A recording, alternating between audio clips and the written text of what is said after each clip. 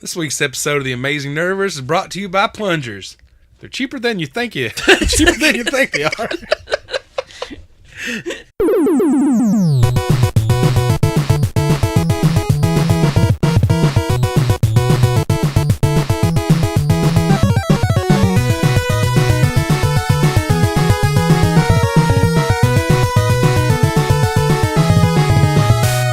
Hello and welcome to the Amazing Nerdiverse. I'm Jeff Grant. I am Steven Tukert. Oh, build the suspense on that.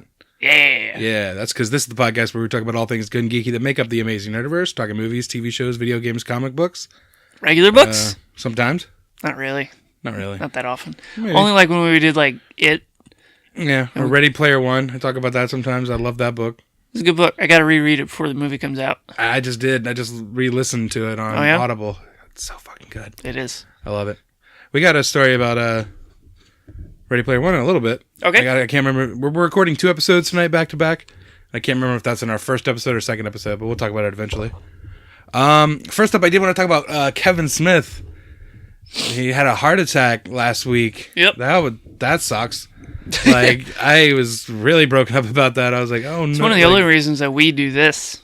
Yeah, he's huge in influence, inspiration, and stuff on that. You know, I started listening to podcasts with Smodcast. Yeah. First, like way back in the day, and like that's grown to a bunch of other podcasts, and I eventually, once I caught up on all of his podcasts, I expanded to a bunch of other stuff, and I listen to a shitload of podcasts now, but it all started with Kevin Smith, and like just that idea that he always talks about just, you and your friends start a podcast. And that makes me feel, it always, like, even if he's kind of saying the same thing over and over sometimes, it's like, it's nice to hear him speak about it, because what's the word? It's very motivating and puts you in a positive frame of mind. Yeah, so I just want to say, he seems like he's doing great now. He didn't like miss a beat. No, he's like, hey everybody. He's like the Stan Lee of that. He's already doing podcasts and stuff. Yeah, like when he had a heart attack like Monday, and he was like doing a podcast on like Thursday or something. Idiot.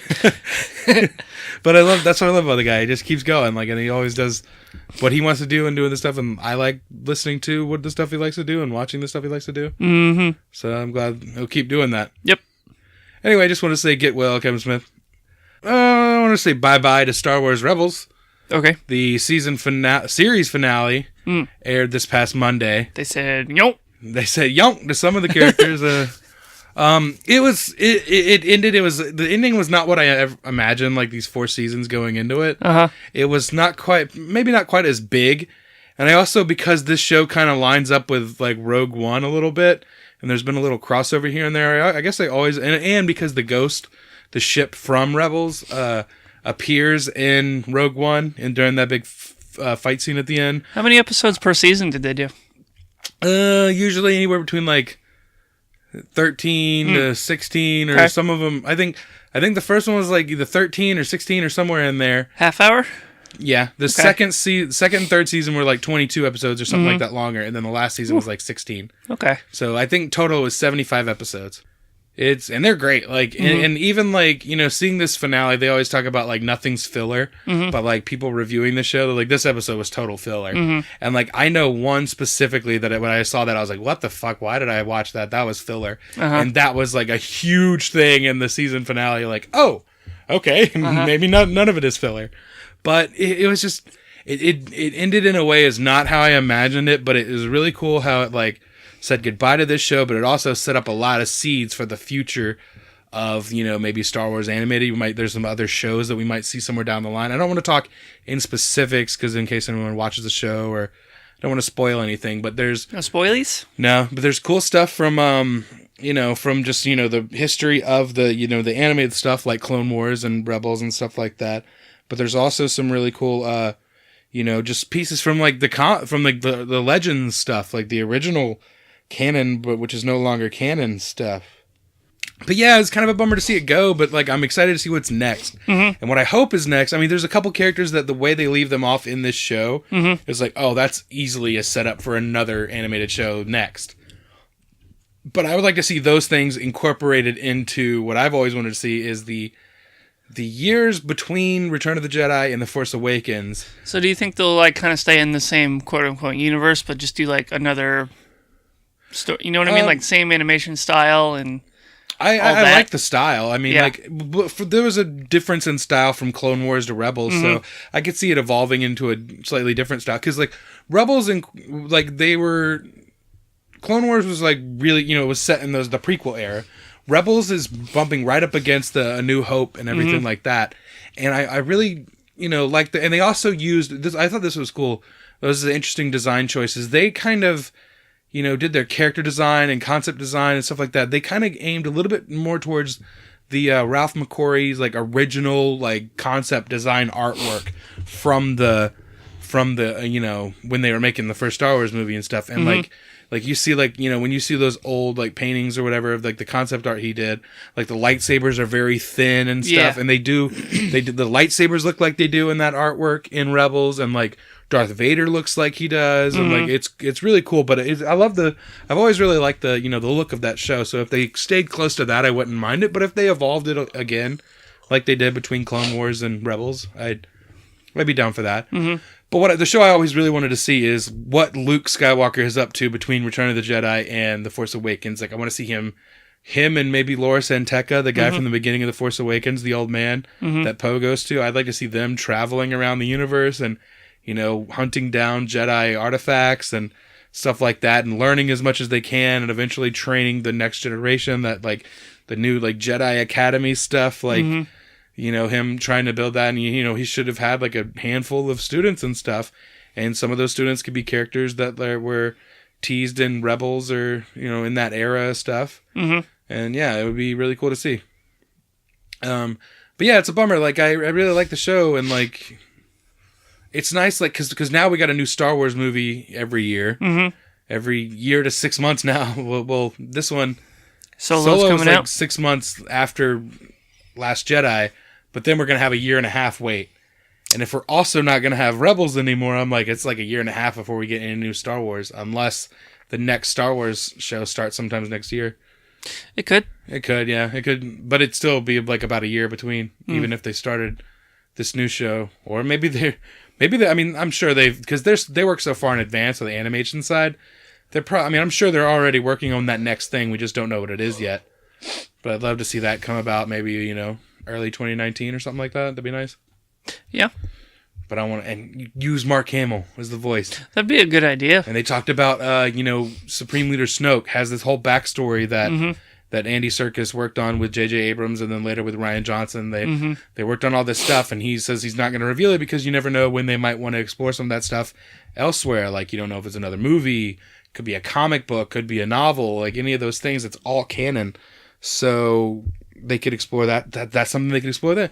Use that. I mean, because Leia knew who Snoke was in she did? Force Awakens. Remember, she says... I haven't seen it yet. The Force Awakens. Force Awakens, okay. Yeah, she says something to Han about... our son is like, it wasn't, it was Snoke. She said Snoke lured him away or whatever. Like, so they knew of him, so Luke would know of him and all that stuff. So, like, have Laura Santeca, have Luke Skywalker, have a young Ben Solo, I was thinking about Force Awakens the other day, and, like, little things I would have liked to seen, like, a little bit differently. Like, I still really enjoyed it overall. But, like, why couldn't we just have Han and Leia, like, be together still? Yeah. You know what I mean? And, like... like someone stole his ship, and like she's like kind of giving him shit about it. Like, yeah, did you find it? Where did you leave the key? And he's like, all right, I know. Yeah, I don't know. Just like I was thinking about like what Q said about it. I was like, it is a little sad, but like, overall, like I still really enjoyed it. But like little things, I was like, why not just do this instead of? You're talking about Q, Brian Quinn from Improbable Jokers. Yeah, and. He was on when that movie came out on Tell Him Steve Dave, the podcast he does with Brian Johnson and Walter Flanagan from Comic Book Men. That was kind of his take on it. Like, he was really bummed out by basically Han Solo's whole thing. Just seeing these characters that you grew up with and know for so long, like old now, is the only bummer about like these Star Wars movies is like coming back and stuff. You're seeing all these characters much older than they were, and it's a little bit of a bummer. A little bit. But I don't know. I like the way they've handled with all that, like, because it's how it has to be. It's been 30 years. Like, there's no way around that. So you kind of have to do that. That's why in animated form, in an animated show like this, I'd love to see you have Mark Hamill do the voice. You have Andy Serkis come back to the voice. I don't know. Like I could see the two of them doing it for sure. Like especially Mark Hamill. I mean, that's what he does, the voice acting stuff. Like with all of the seeing like those actors get older, like it kind of makes me a little. There's only like a part of me that's like a little bit glad that they didn't do a Ghostbusters 3 when they're all older. Yeah, because it might make me sad. Yeah. Even though I still really wanted it, but like maybe it's best if I just leave it. Like I mean, well, like you know what I mean. It can like it's the successes of those things are few and far between. Yep. When you bring characters back after such a long time. Yeah. It worked in Star Wars, in The Force Awakens. You know. And I love The Last Jedi. I know you still haven't seen it. And, I plan to. Well, I mean, it's coming out in like a week on. It's coming out a week on digital, and then like 2 weeks. In 2 weeks, it comes out on Blu-ray. Okay, I'll put it on the old birthday list. So you're gonna have to wait till May. That'd be fine. I can't do that shit. I don't want to get shit ruined. You don't want to get shit ruined? I don't want to get shit ruined. That's how my family would say it. Okay, yeah, Star Wars. Yeah, got a little Star Wars chunk in there talking about that. Star Wars. There was one thing I was going to... Talking about Star Wars. Oh, there's one more thing I was going to say. Near and far wars.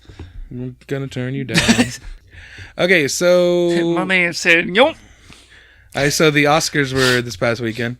This past Sunday. Did you watch them? There was something else we were watching. I can't remember what it was. The Walking Dead, probably. That's what it was. We were watching The Walking Dead, but before we turned on for The Walking Dead, we were watching like a little bit of it. Yeah. I was really bored. Just the way that they presented the, I don't know what you call it, logo, where is it like the 90th Oscars? Yeah. It just looked like it said 90 scars. I mean, do you know what I mean? Saw the logo. Huh? Yeah, I saw the logo. But the O was two different halves. I get what they're trying to do, they're but it being looked sneaky. like 90 scars. They're being sneaky. like 90 scars, like someone has 90, like Mr. Zaz, or like 90s, like with an apostrophe, cars, like cars from the 1990s. That about wraps it up for this week's Amazing Nerdiverse. I don't know what you're saying. Huh? I'm just trying to figure out what the fuck you're talking about. Nah, you don't want to get in that world. You don't want to. Good point. All right, so I was pleased with a lot of the winners of this year at the Oscars. Who won for what? Well, one of my favorite. Who won for what of the things that we would care about? That's what this is. Right on. This isn't everything. This is just the shit that we would care about, really. The movies and stuff that we've talked about. Yep. The Shape of Water won for Best Picture. Well, it depends on what you which put is it great. Yeah, that's true. That's what the movie's all about. It won for Best Picture, which was great. That was what I was pulling for that. Also won for Best Director for Guillermo del Toro, which I was super happy for him because he's awesome. I haven't seen it. Love that guy. He just seems like a very lovable dude. I haven't seen the trailer for it, but I want to see if I can kind of guess what the story is. I have zero idea about it. Okay, you haven't even just heard the thing that people have been calling it, that movie about blank. No. Okay, what's your guess? Here's what I'm gonna guess. Okay. It's on my list of like, oh, I'd like to see that one day. Yeah. There's like a laboratory.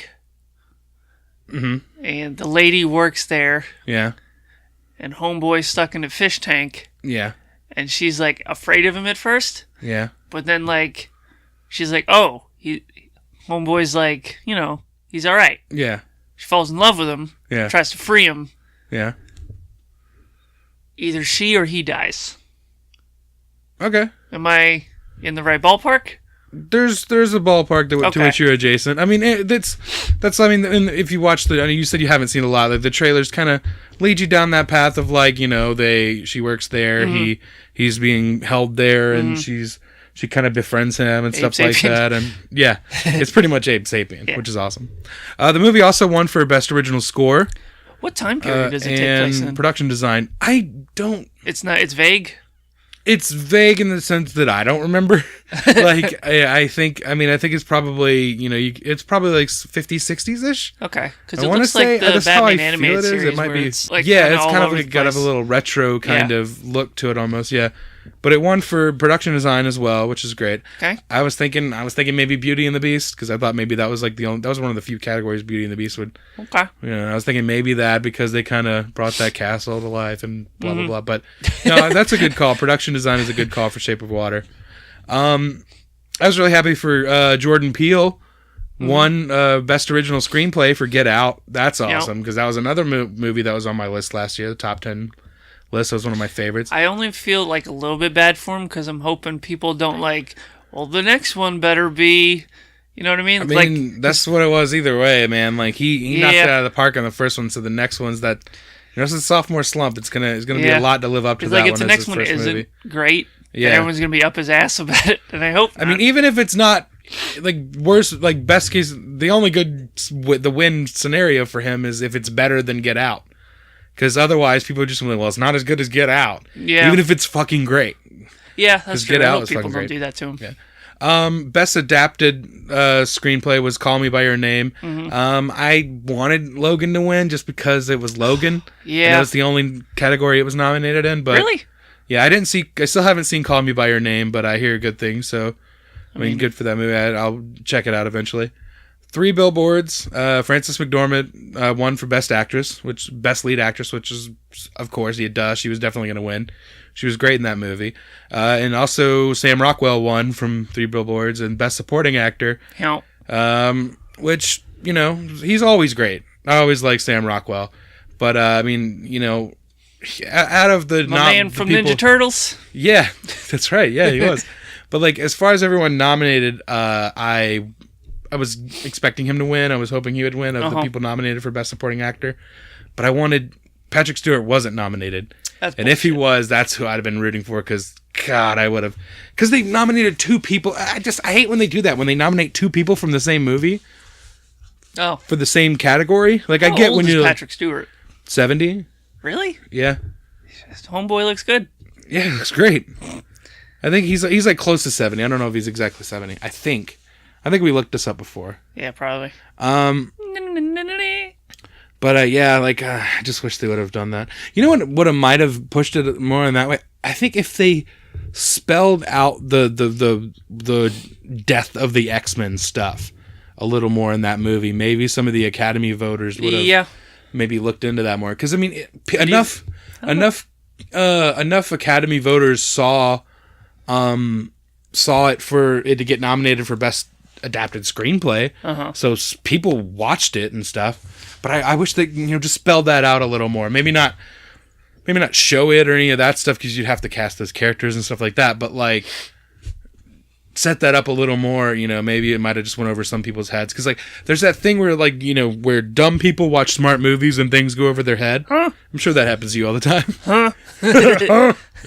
But and then there's the other thing where people who are not super hardcore comic book nerds watch a movie like one of these, a Logan or any superhero type movie, and the things just go over their heads that they don't get because they're not super hardcore nerds about shit. Yeah. But I was thinking maybe that might be something that went over people's heads that weren't big comic book guys. I, Tonya won. Best Supporting Actress was Allison Janney. She was great in that movie. I saw it. You saw it? Yeah, it was good. It wasn't a mime. It was fun. Did it need to be made? Sure. Even after you watched it, you were like... Dude, I was 2 when that shit happened. Yeah, but I mean, not really 2, but isn't the whole story a sentence? No. How much more? No, she's got a fucked up life.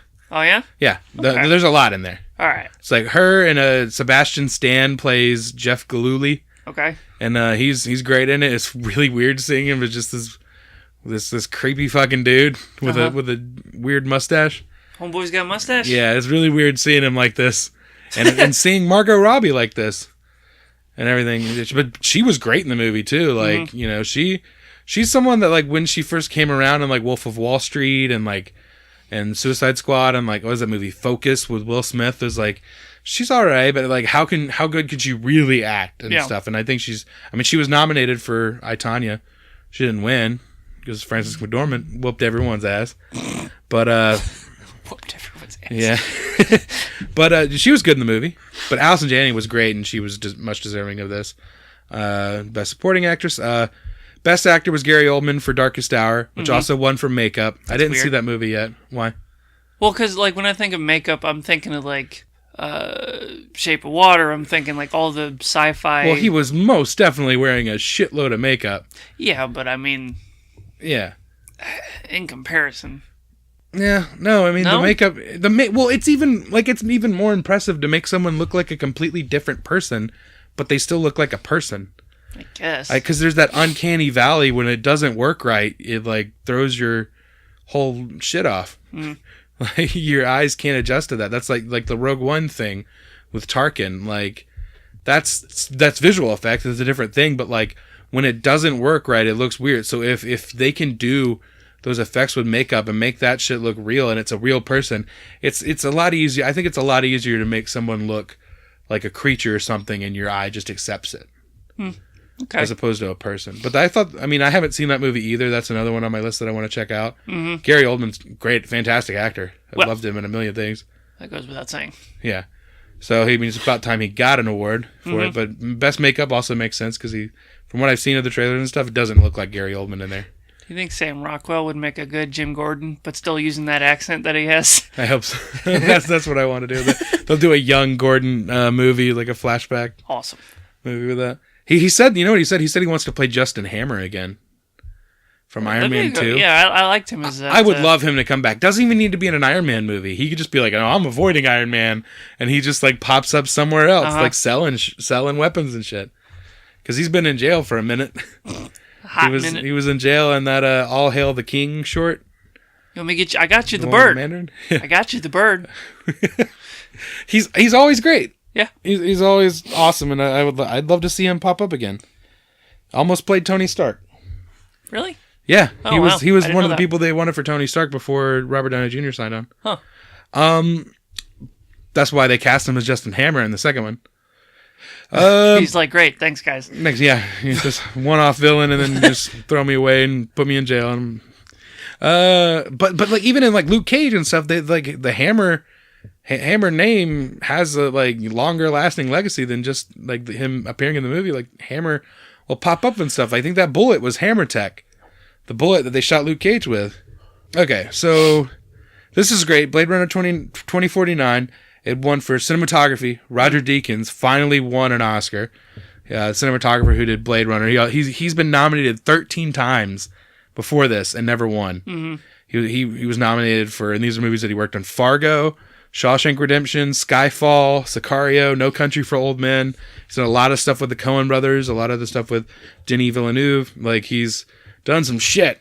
Done a Bond movie with Skyfall and stuff. Yeah, and so he was, like, when he won, like, that shit exploded. Like, they were like, finally this guy won. Yeah. And he really deserved it because Blade Runner 2049 is fucking gorgeous. That movie's beautiful. And also won for visual effects, which are great. Like, the visual effects in that movie were great and all, but I was really hoping Apes would win.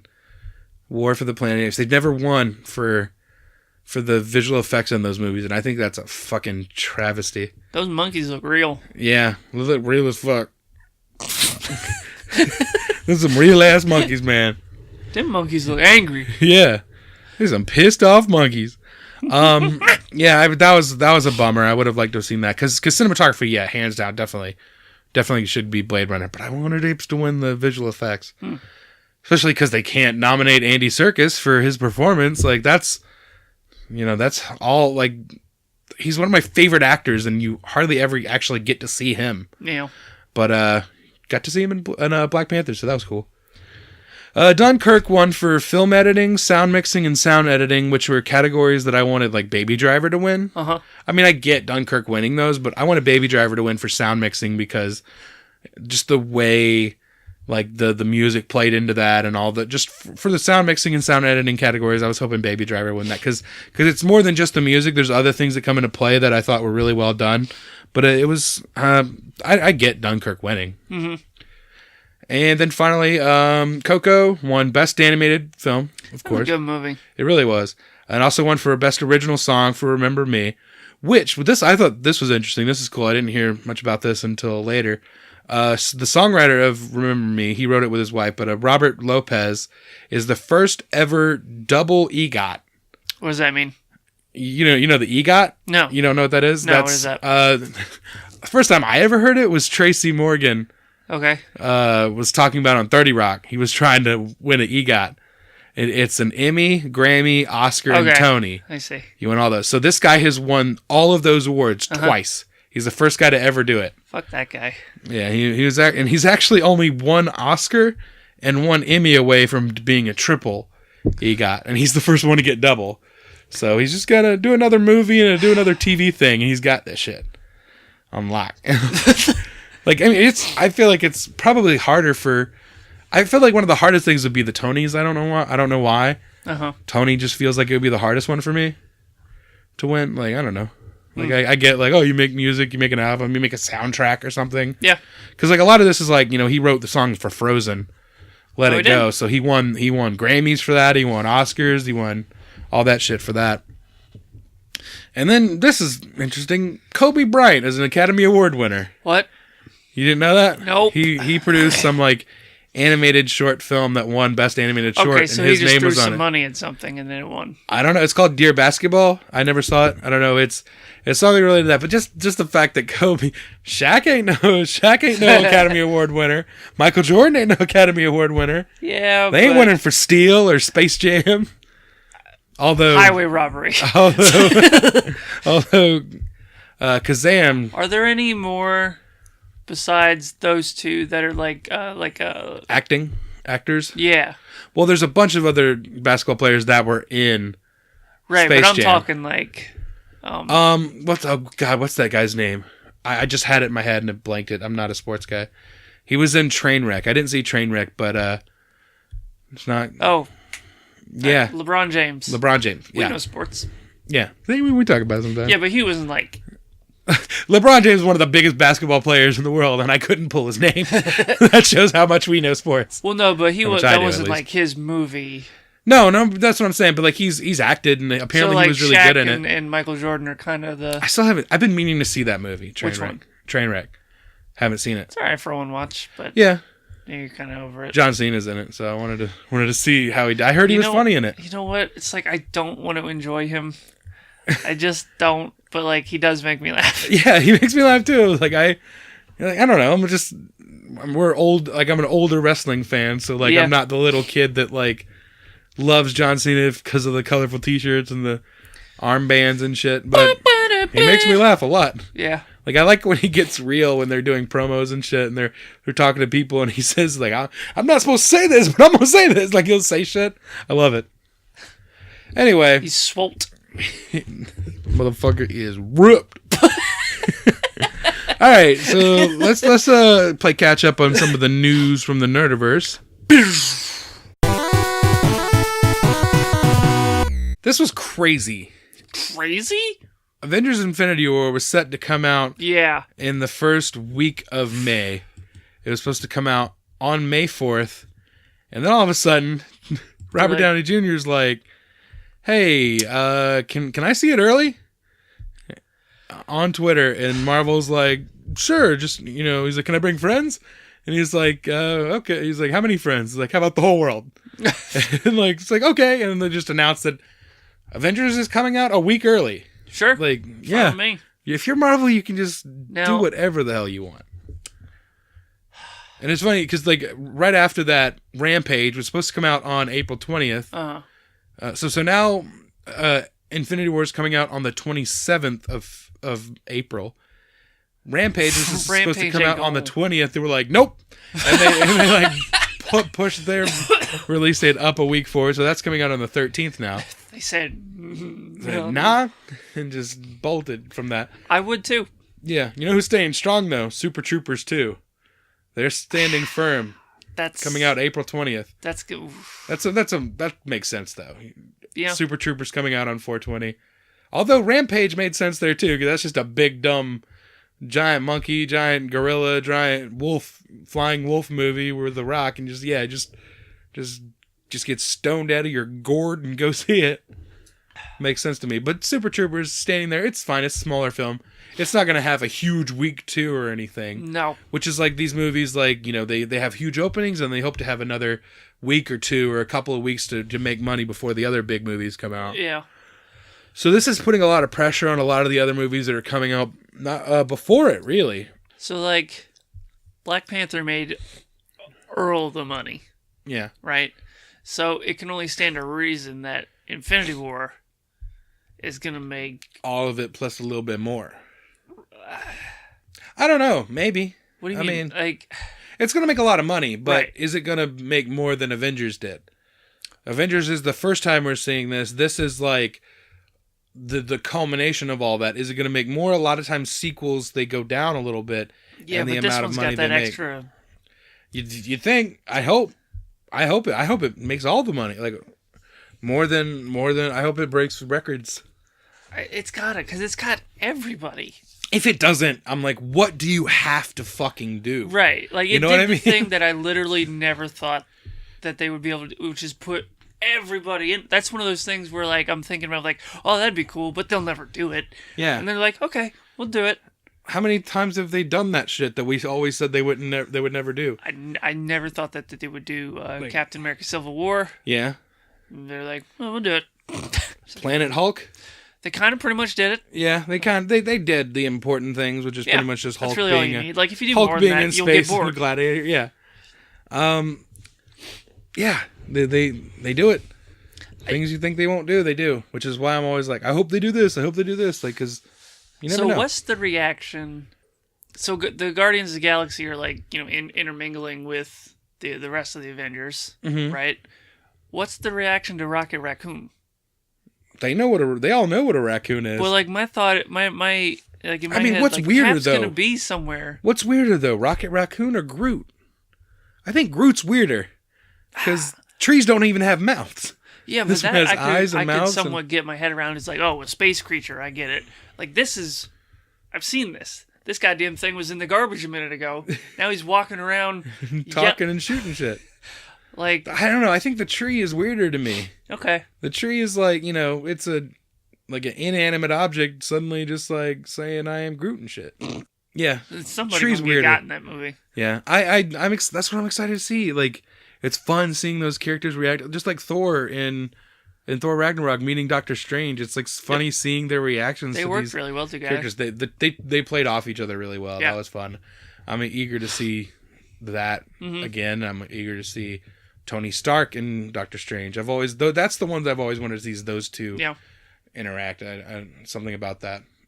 I always like seeing like a no nonsense character and then a nonsense character. Yeah. Like you would put like Ant-Man and Black Panther together. That'd be fun. Yeah. Or you'd put like Spider-Man and Doctor Strange together. That'd be fun. Yeah. You know what I mean?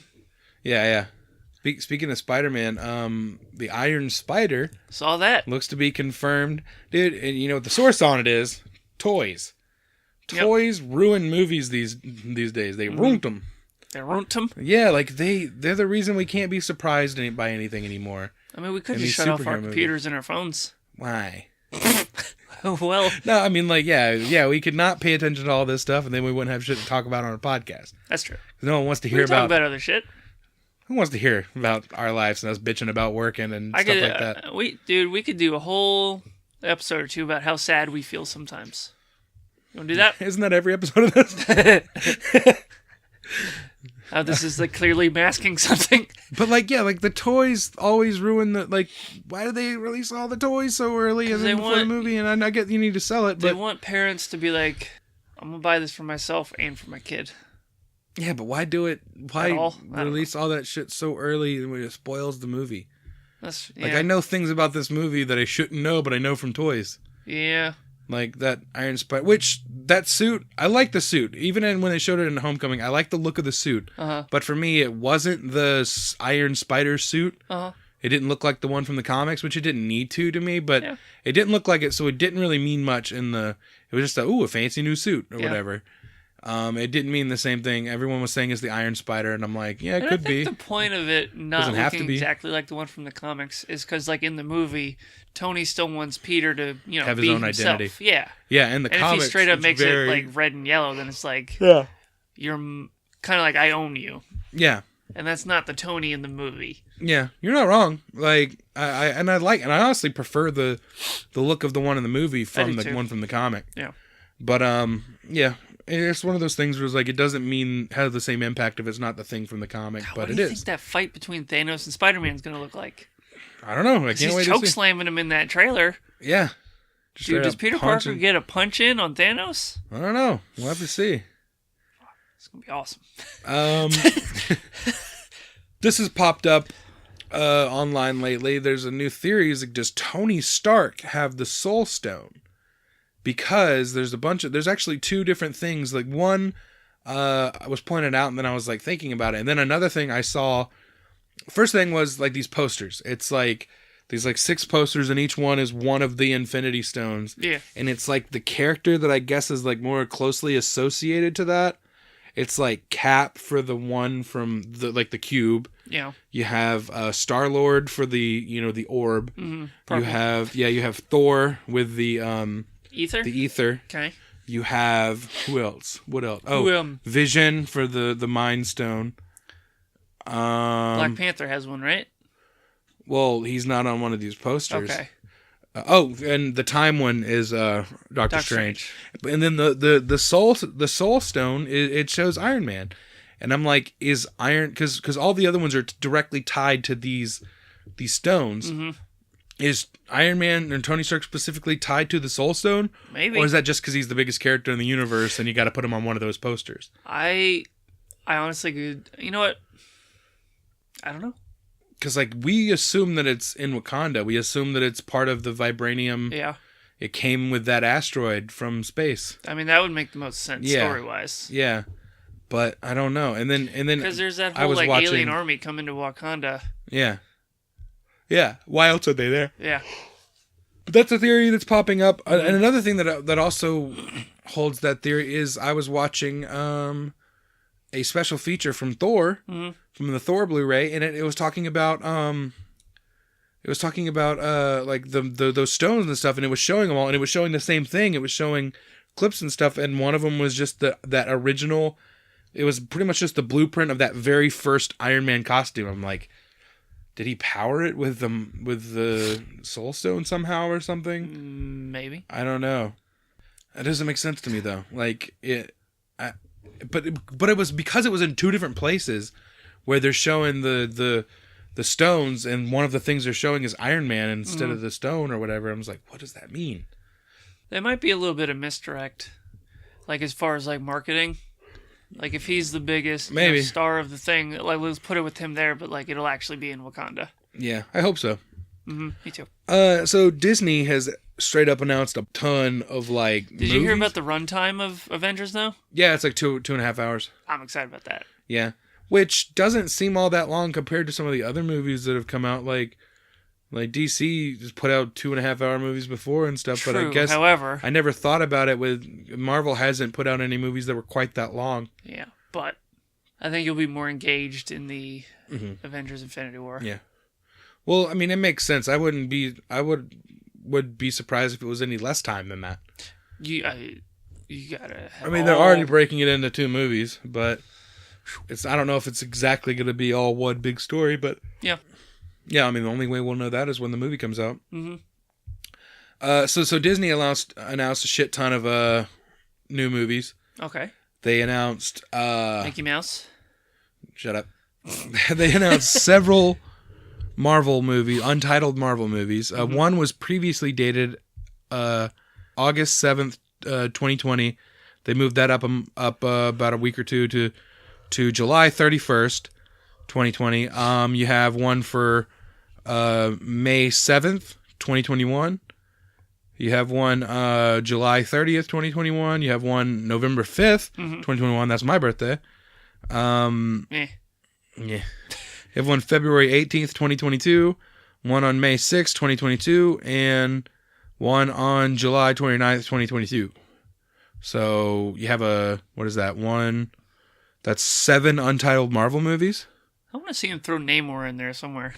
Oh, we'll get to that in a second. But I also just want to point out real quick, they also announced 17. This is over like the next like 3 or so years. 17 untitled Disney live-action movies, some of which could be Star Wars movies. We know there's a lot of those that they've announced. 3 untitled Pixar movies, and 1 untitled Disney animation film. Okay, so there's 7 untitled Marvel movies. Any guesses to what they could be?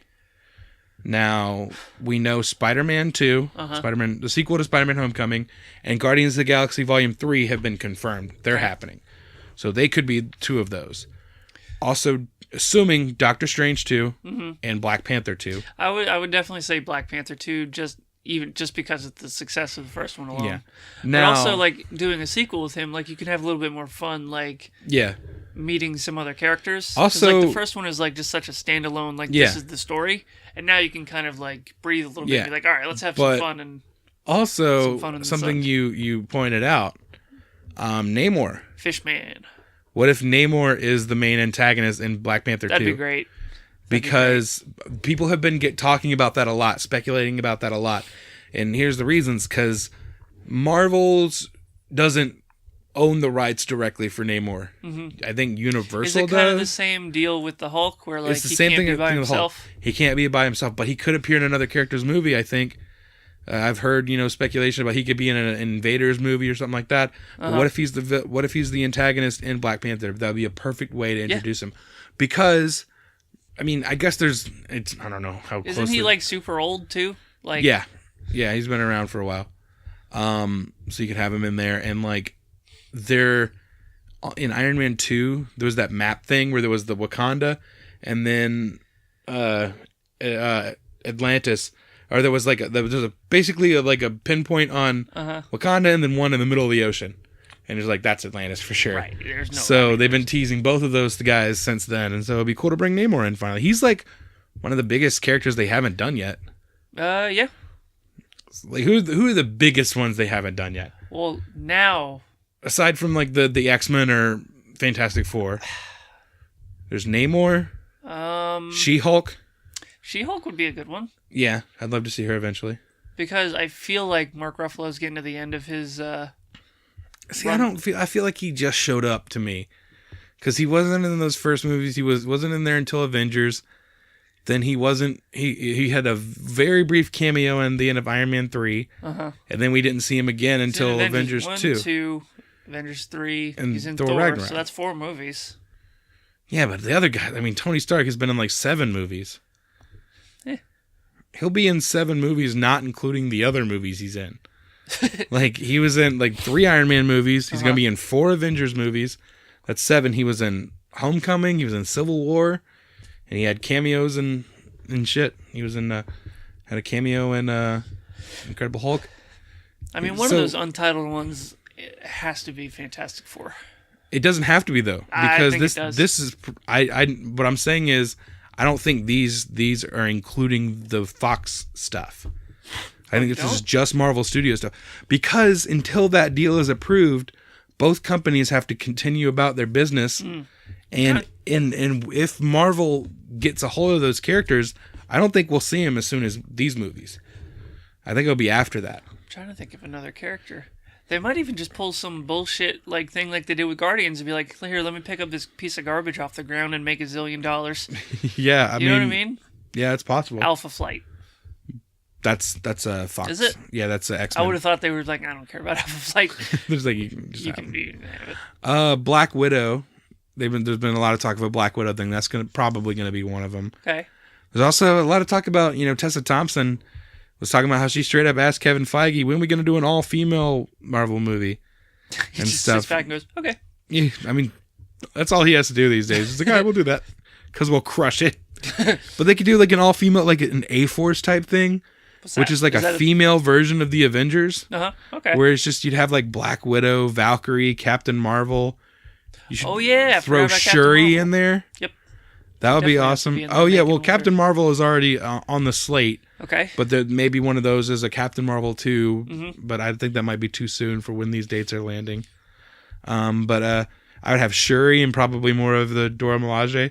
Yep. I would use that movie to introduce She-Hulk. That's a good idea. Because I think she's probably the same thing as Hulk, where we can't see a solo She-Hulk thing. So we can see her introduce in something like this would be great. Yeah. I'd also throw in Quake from Agents of S.H.I.E.L.D. and Jessica Jones for good measure. Just like maybe a cameo or just something like that. Just to be cool to see that. Because like Jessica, I mean, people don't think about it, but Jessica Jones has been doing a great job of like establishing that female, like, you know, space before any of the other ones. Jessica Jones came out before Wonder Woman or Captain Marvel will come out and all this new stuff. Jessica Jones was doing it first. And this season has been all female directors for season 2. We'll talk about her in a second. Trying to think of other characters. Yeah. Moon Knight, although I feel like he could be a Netflix movie. I feel like he would fit way more in the Netflix thing. Blade. Did you see that the thing of John Boyega's Blade? I want to see that so bad now. That's the thing where I hadn't thought. I was like, oh, he'd be great. Yeah. I for some reason keep thinking of him because you keep saying it. Maybe some reason. Jon Stewart. You keep saying it should be Jon Stewart. Which I think he fits in because they're supposed to be going for a younger Jon Stewart. Mm-hmm. I see Jon Stewart as an older character. Oh, you do? Yeah, but then again, Hal Jordan would have to be older than him then. Right. So, I don't know. I see the Jon Stewart I always see as the cartoon version, where he's established in a more mature version of the character. Yeah. So it'd be weird for me to see a younger version of him. Like, Idris Elba is perfect for Jon Stewart in my mind. He's perfect for everybody. Yeah, I mean, he is. But, like, that's the character I would want him to play more than any other character. It's a shame that he's like kind of wasted in Thor. Yeah, there's a bunch of characters like that they're great actors and stuff, but they're using these smaller roles. And like Karl Urban was Scourge in Thor Ragnarok, and he's a great actor, and it was a fine little part. But like, I'd love to see him in something like he could be Batman or some shit. You know what I mean? All right. So not to be outdone, Fox is also, because like I said, both companies have to continue on as business as usual, and it's going to take somewhere like a year to 2 years in that window for this deal to be finalized and approved, if it even is. So both companies have to continue about their business. So Fox is doing some fast tracking of their own, a bunch of films for 2019 and 2020, which they've already got 2 films coming out this year. They had 3, but they have 2 now, and then New Mutants was pushed to next year. So they're gonna be. They fast tracked X-Force, so that makes sense. Do that next after Deadpool 2. X-Force is the next logical step, because it was supposed to be X-Force and then Deadpool 3. Like that's kind of they were gonna do it in that order. They're still doing that. Dr. Doom, Drew Goddard is doing X-Force, which please let that guy finally fucking make something. Every time, man, he was attached to. He was attached to season 1 of Daredevil, and he was involved for like the first couple episodes, and then he left to do Sinister Six and didn't get to do it. And I loved him from like Cabin in the Woods, and he like wrote Cloverfield and shit like that. Okay, so then Doctor Doom. There's that Doctor Doom movie in development from Noah Hawley. I don't know what I would prefer them to do is do Doctor Doom from his point of view, but also have the Fantastic Four involved. Like, I don't know why all these companies are just trying to do these movies with these supervillains. Spin-off in the lead. Things. Yeah, just if you're going to do it. Sometimes they're pretty cool. Sometimes ideas. It can work, but I haven't seen it work yet. I feel like we'll see it work pretty soon, maybe around October. Yeah, I don't know, maybe. But Noah Hawley is doing Doctor Doom, and that is what is interesting to me, because Noah Hawley is the guy who did Fargo and Legion, and Legion is fucking incredible. And you said that still, like, with the ones that Fox is going to put out before... Yeah. Okay. So, I mean, basically, these movies could come out and then Marvel... But like, if you do it this way, like, this Doctor Doom movie can just stand on its own. Yeah. The X-Force movie is part of the Deadpool thing, and no one wants to see that go away. But, like, the other movie, Silver Surfer, is another one they're working on. That's one that I can see a great, like, one-shot kind of movie of just, this is Silver Surfer's origin, stuff like that. That's, THR announced that one this past week or so. Brian K. Vaughan, the comic book writer, is writing that script, which is cool to see, like, a comic book writer jumping into the movies. They haven't, like, they mostly try to keep that from happening, it seems. Like, that's the Hollywood thing of, like, no, those are the comic book guys, or whatever. I don't know why you know... It's stupid. It's really stupid. Is. No one knows the characters more. Jeff Johns has been involved in writing some of the movies over at Warner Brothers, but I mean, Warner Brothers has all kinds of problems. I don't know if even Jeff Johns can help. So yeah, they're doing X-Force, Doctor Doom, and Silver Surfer, and 3 other new X-Men movies between 2019 and 2020. Now, presumably one of those X movies is going to be the next X-Men movie after Dark Phoenix. We don't know what that's going to be yet.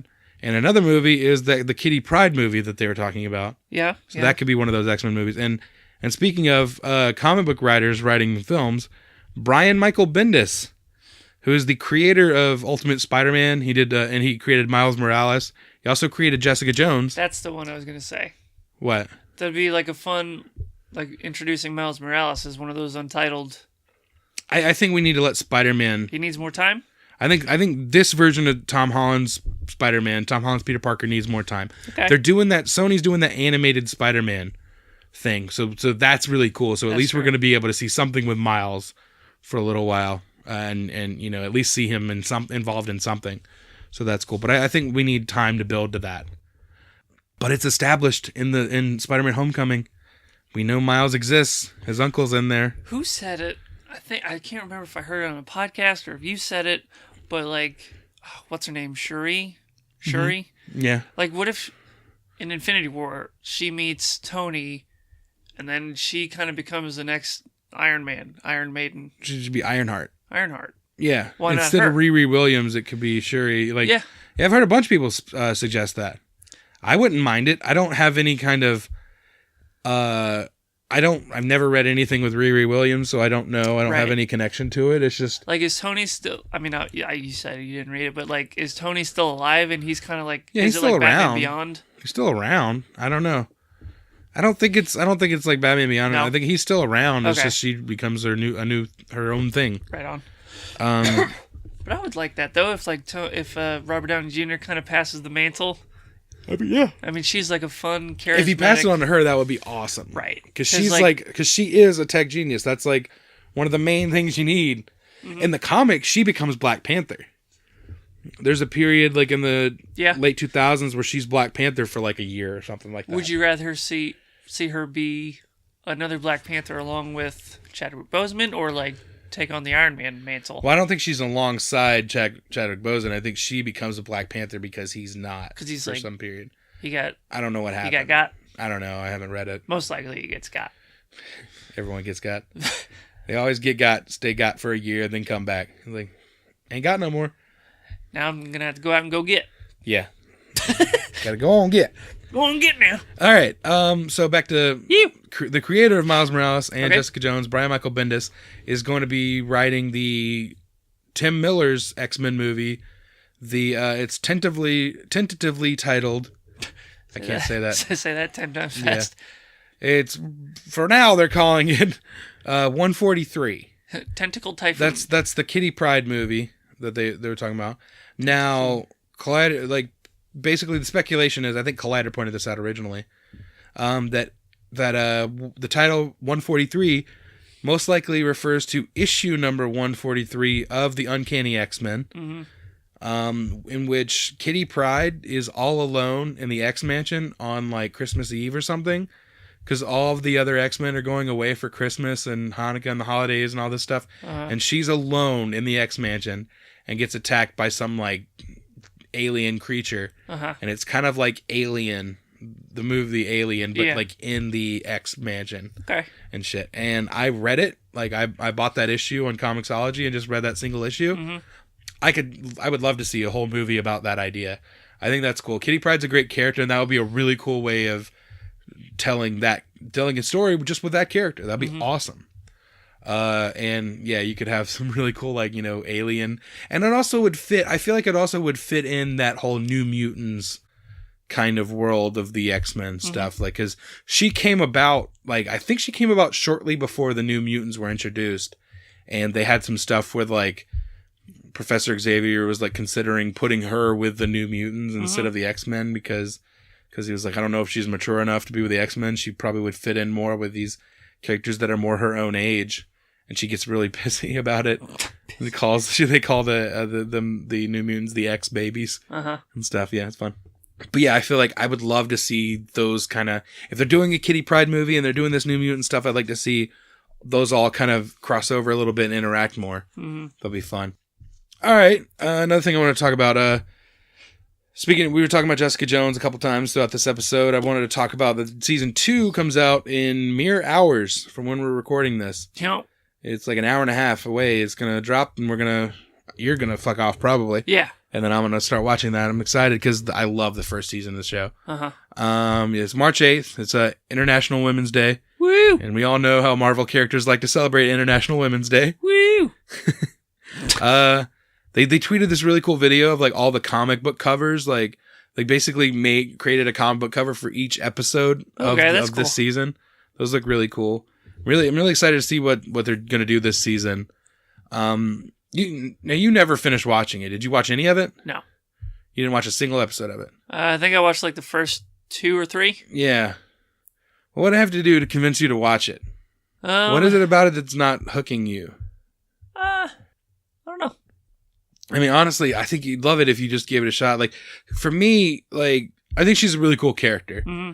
But for me, the thing that really hooked me in season 1 is the stuff with Kilgrave. Like, David Tennant is an actor I love, but this character, Kilgrave, is in, like, easily top 5 MCU villains. Like, that's including all the movies, everything. He's top 5 for me, for sure. You know what? Small sidetrack, but top 5 villains. Killmonger. Yeah, he's in there now. I was trying to think of, there was like something I didn't like about him. Mm-hmm. Aside from, the normal. And then I realized what it was. Like, I like Michael B. Jordan too much. Like, I want to root for him. Yeah. But like in that one, he's like the villain, so it's like, oh, I can't. That's why. That is like, I was a little bit conflicted because I was like, I just like seeing him so much. Seeing him playing a villain is tough. Yeah. Yeah.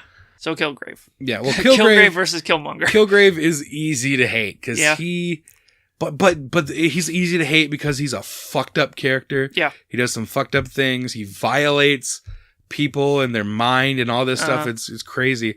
And it's all very like the way it's handled is all very above board, I guess. I don't know how to describe it, but it all is it all feels appropriate the way they handle it and stuff. But then later on in the season they get you and you're like, fuck, am I starting to feel bad for him now? And you're like, good Lord, how does that even work? And it's great. But like, you talk about villains who won. Like, who won? Before this show even starts, he won. Like, he fucked Jessica Jones up. Yeah. Like, she's forever changed by her experience with him. She'll never not be fucked up after what she went through with him. Mm-hmm. And like, and then like kind of, they have these like, in Jessica Jones, they have like the support group or whatever, these other people that were basically Kilgraved. And like, they were affected by him and they had this, and for different reasons, there are varying degrees of fucked up. There's one guy that's like, he like came up to me and said like, I like that jacket, give it to me. And I was like, it was an expensive jacket. And like, this guy's like going to support groups because this guy stole his jacket. And he just couldn't wrap his mind around how he would just give him an expensive jacket. It's a fascinating show. And I'm really excited to see what they're going to do in season 2. I think they're going to dive more into like the secrets of like her origins, like her powers themselves and stuff. But Kilgrave is still going to be involved in somehow, even if it's just in her head, which is where he lives. Like, he'll never not, like I said, she will never not be fucked up after dealing with him. It's really cool. I'm really excited for it. I think you should give it a shot. Okay. You watched all the other ones. Watched all of Daredevil. You watched all of Iron Fist was on. Luke Cage and Iron Fist. I don't know if I watched all of Iron Fist. It was just on while I was like doing laundry and. Oh no, that's fine. Iron Fist, I will forgive that. Like, you can that's just be like homework. It could be on like while you're at work or something, and that counts for me. Like literally, like the first or second episode of Defenders, like they get you caught up like immediately in what they've been doing. Yeah, which is like, why don't you tell like 14 more people that you're the immortal Iron Fist? Stop tweeting it. Yeah, we were talking about this before. I don't think he can have a secret identity. No, he's just going around telling everybody he's the fucking Iron Fist. So yeah, I rewatched season 1 of Jessica Jones, and that was my third time watching it all the way through. I watched it when it came out, rewatched it in the lead up to Defenders, and then I watched it again because season 2 is coming. I love to do that, like rewatch stuff as then get excited for the new thing. And so I rewatched Jessica Jones, and I'm rewatching Defenders. I'm on the last episode now. This is a bummer because I don't think there's going to be a Defenders season 2. Why? Well, a couple things. It just doesn't seem likely. It wasn't as big of a hit as the single individual series. I think part of that has to do with if you're looking at this and going, okay, I know that character because I watched this show, but I don't know these other characters or something. I feel like a lot of it is more like people pick and choose. Like not everyone watches everything like me. I mean, even you didn't watch everything. That's true. But like, some people might go, I just watched Jessica Jones. I don't care about Daredevil or the other characters. And then you see Defenders like, well, I haven't watched those other shows. Will I get this show? Yeah, and you will. I think he will, but I don't think... Because like in the very beginning of it, they kind of get you caught up with each person real quick. But I just get the idea that they didn't get the ratings that they wanted to. And then there was an interview that I was reading with Kristen Ritter about season 2 of Jessica Jones, and she mentioned something about she said she'd be totally down if they do another thing of it, but she said it kind of always felt like it was designed to be a one-off thing. That's stupid. Yeah, it is. And also if they I noticed more ninjas, I think that would have helped. Honestly. Yeah, I mean, there's a lot of things. It took them a long time to get the band together. Yeah, there's the people complain that the Netflix shows have too many episodes, and there's always it seems like there's a little filler. It takes a little while, and even with Defenders, it felt that way. Even when they didn't have 13 episodes, they went down to 8. They still did that. I'm like, just get to it. Like, what the Defenders, what the Netflix universe needs is the crossovers like the Arrowverse has them, where you jump into them. And you just go, boom, and you tell the story in 4 episodes or whatever. Yeah. Do that. Yeah. And you don't need that anymore. And even, if they decided to do another thing. Oh, so she said that. And also, look right here on Netflix. You know where it usually says the number of seasons? Right up there, it says limited series. Oh. It doesn't, it used to say, if I remember correctly, it used to say season 1. Or it said 1 season. Now it says limited series. It might have always said that, and I just noticed it. But when I went to watch this the other night, I saw that it said limited series. I was like, wait a minute. Does that mean they're definitely not doing a season 2? I don't know. Bullshit. I don't know. What do they do now? Each character gets another season or 2 of their show, and then they eventually just cancel them all one by one? Can we do Heroes for Hire? Because those two work really well together. Here's what I've always said what I would do is do Luke and Danny, just instead of having a Luke Cage show and an Iron Fist show, do 2 seasons of each show, and then do Heroes for Hire. Oh, do it. Just combine it into one show. Those two work really well together. And then you free up space, and you save money on, instead of doing 2 shows, you do the one. Yeah. You could also, I as much as I love Jessica Jones, she's not a character that has the years and years and years of history. Mm-hmm. She was created in the mid-2000s, and they've already done her big storyline, which was the Kilgrave stuff. And the other things that she's known for in the comics is trying to join the Avengers at one point, and I don't ever seeing that happen in the show. Because that was before she became the version of Jessica Jones that we see in the show. It was like a flashback kind of thing. She was trying to be a superhero, and then she became this version of Jessica Jones once she had her experience with Kilgrave. And then, and then she eventually has a kid with Luke Cage in the comics and stuff, and I was saying, I don't know how much, as far as the other characters go, they all might have more storylines and stuff to pull from. Her, I could see her eventually getting absorbed into the Heroes for Hire show with the other ones. They do. And that kind of sucks because that would take away one of the female shows. But then I would do Daughters of the Dragon as another show and have Colleen Wing and Misty Knight and characters like that in there. And then and I would also throw Claire into that one and have her night nurse thing be a part of that. Mm-hmm. They should do Heroes for Hire, right? Yeah. But then Luke Cage kind of just leans into Iron Fist, look, if we're going to work together, you got to stop telling people who... You're the Iron Fist. Got to stop doing that. You know what's funny, though? What? They just announced Luke Cage Season 2. Mm-hmm. It's coming out on June 22nd, so pretty soon, like 3 months. What is that? Yeah. It's right March now, April, May, June, yeah. No. It's 3 months, man. Woo! Shit. So yeah, 3 months away. So awesome. We're not having to I'm liking this amount a little more. Last year we had 3. We had Iron Fist, then we had Defenders, then we had Punisher. Mm-hmm. Where it looks like we're probably at least getting 3 this year. It's good. I would hope so. Yeah, probably be 3 because we'll probably have one around October, November-ish, and that'll probably be, I would imagine, Daredevil. I'd imagine that'll be Daredevil season 3. Oh, but there's a promo thing that they released or whatever, and the video was Luke Cage saying, "I'm Luke Cage." Yeah. Stuff. I'm like, well, he can't really be telling Iron Fist. Background, say it louder. You gotta tell everyone. It's like, all right. Iron Fist's not the only one telling everybody who he is. Handing out flyers. He's like, "Hi, I'm the Immortal Iron Fist." You just pull it, like people take tabs and just call him up. I can't wait to see the Hero for Hire stuff. Like, I would really love to see them starting the ball rolling in that direction in season 2 of Luke Cage. Yeah, that'd be fun. Because it's something they talked about in Defenders a little bit. Yeah. When he first gets out of prison, he was like, "How do I, He was kind of kicking around that, not specifically talking about that idea, but he was kind of talking about things that kind of pointed for me. I was like, that's your solution. That's what you do. You be the hero for hire and you make money by doing that. Because in the comics, he was the hero for hire first. And then him and Danny came together and did that. Mm-hmm. And Danny don't need no money. No. But anyway, so yeah, I would love to see that. And like I was saying about Jessica Jones, like I'm not saying just because, like just throw her into that show with them or whatever. Like I just don't know how many storylines she has. She hasn't been around as long as these other characters, and they've done the big one, and now it's just like, all right, what else do you do? That's why I'm really eager to see what they're gonna do for season 2, because I love the first season so much, but I don't know where it goes. Yeah.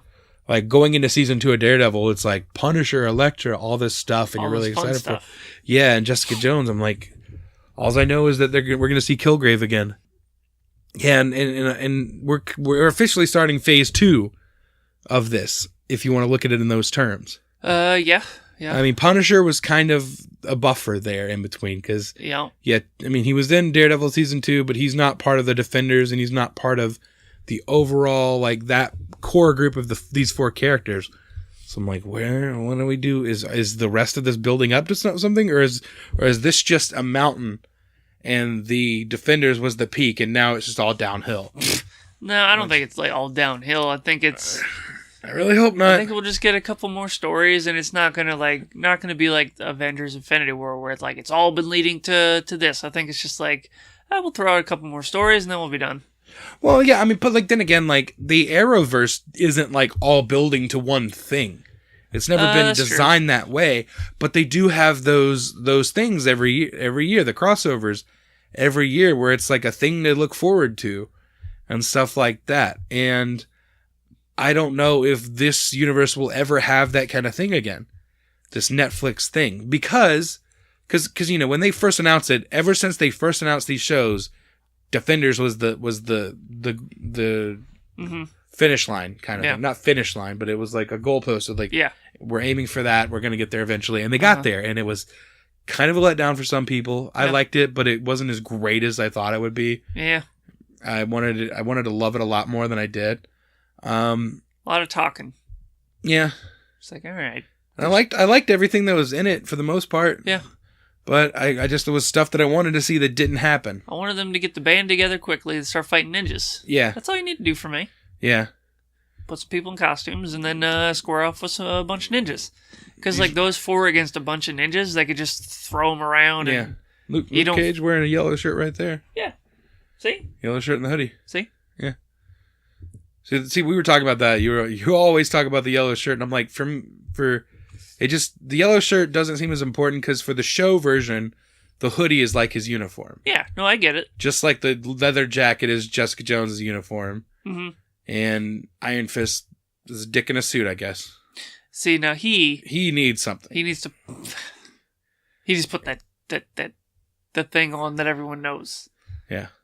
It's like Gotham. Just do it. Just put it. No Gimp masks. No skinny ties. Just do it. Just do it. At least he doesn't have that crazy afro thing anymore.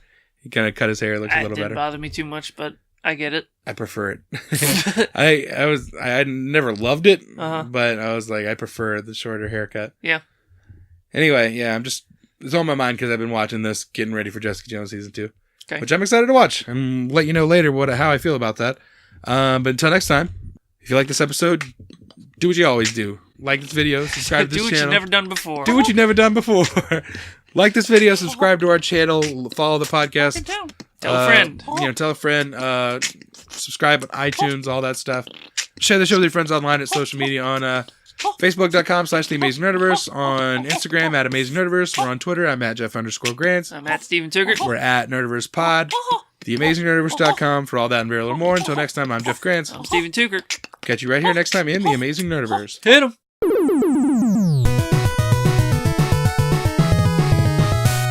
He say, yonk. He went, yonk.